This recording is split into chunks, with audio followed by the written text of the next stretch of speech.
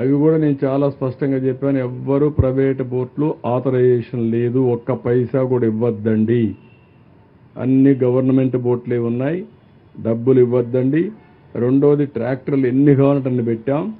ట్రాక్టర్ల ద్వారా public transportation కూడా పెట్టాం. ఇంట్లో కూర్చొని బాధ ఉంటే పక్కన ఏదైనా కొనుక్కోవాలన్నా పోలేకపోతున్నారు వాటర్లో, ట్రాక్టర్లు పెట్టి ఆ ట్రాక్టర్లు తీసుకుపోతున్నాం. కొన్ని బస్సులు కూడా పెట్టాం, ఎక్కడన్నా బయట రావాలంటే అలాంటి అన్ని సదుపాయాలు చేశాం. ఏది ఇప్పుడు నేను చూసి చెప్తాను, మీకు పేరుతో సహాయం ఇమ్మంటాను.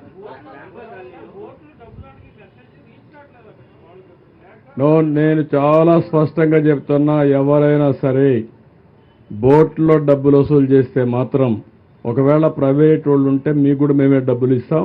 డబ్బులు వసూలు చేయొద్దండి. వసూలు చేస్తే మాత్రం మీ మీద కేసు పెట్టిస్తా, జైల్లో పెట్టిస్తా. నేను చాలా స్పష్టంగా చెప్తున్నా.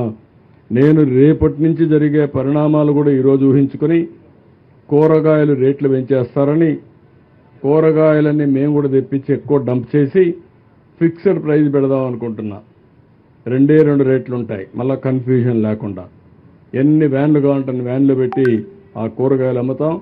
అది ఎంత రీజనబుల్ ప్రైస్ మధ్యాహ్నం మీకు చెప్తాను. అదే రేటుకి అమ్మాలా. అది కూడా గవర్నమెంట్ అవుట్లెట్సే పెడతాం. అవుట్లెట్స్ పెట్టి ఎక్కడికక్కడ డిస్ట్రిబ్యూట్ చేస్తాం. బిగినింగ్లో చాలా సఫర్ అయ్యారు. సఫర్ అయిన వాళ్ళకి ఇంకా ఇబ్బందులు పెట్టడం కరెక్ట్ కాదు. ఎవ్వరు ₹1 వసూలు చేసినా మానవత్వం లేకుండా చేస్తే చాలా సీరియస్గా ఉంటుంది.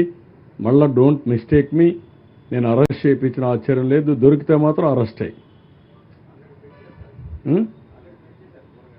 కూరగాయలు కూడా చాలా స్పష్టంగా చెప్తున్నా, అప్పీల్ చేస్తున్నా.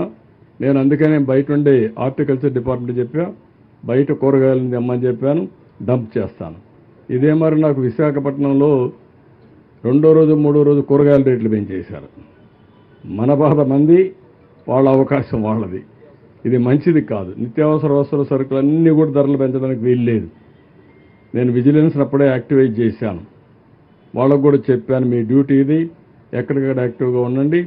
ఎవరైనా చేస్తే మాత్రం ఎసెన్షియల్ కమాడిటీస్ యాక్ట్ కింద చర్యలు తీసుకుంటాం. జాగ్రత్తగా ఉండమని హెచ్చరిస్తున్నాం. ఏదో కష్టకాలంలో ఉంటే మనం కూడా ఎక్స్‌ప్లాయిట్ చేయడం మంచిది కాదు.